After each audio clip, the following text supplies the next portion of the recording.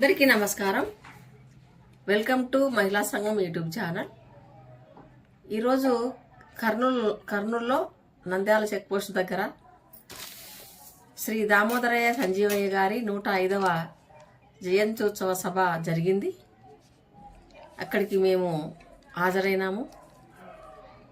ఈ మహాసభకు హాజరు కావడం మా అదృష్టంగా భావిస్తూ ఉన్నాము.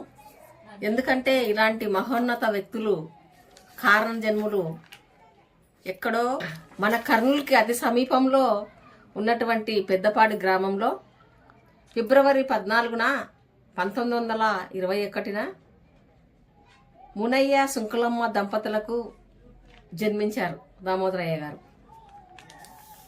మరి అంచెలంచెలుగా ఎదుగుతూ ఉన్నటువంటి శ్రద్ధతో ఎంతో ఉన్నతమైనటువంటి విద్యను అభ్యసించి అదేవిధంగా అతి పిన్న వయసులో 1960లో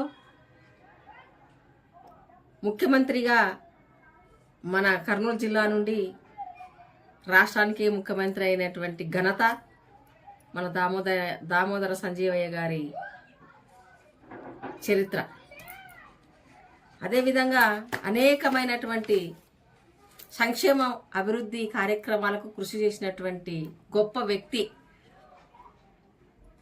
దేశంలో మొట్టమొదటిసారిగా వృద్ధాప్య పెన్షన్ను తీసుకొచ్చినటువంటి ఘనత దామోదరయ్య సంజీవయ్య గారిది. అదేవిధంగా చరిత్రలో నేటికి నిలిచిపోయినటువంటి కారణ జన్ముడు మన దామోదరయ్య సంజీవయ్య గారు, చిరస్మరణీయుడు. ఇలాంటి చరిత్ర ఉన్నటువంటి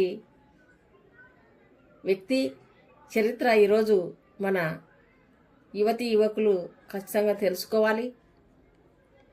ఆయనను స్ఫూర్తిగా తీసుకొని ఆయన మార్గంలో నడిచి అందరూ కూడా ముందుకెళ్లాలని చెప్పేసి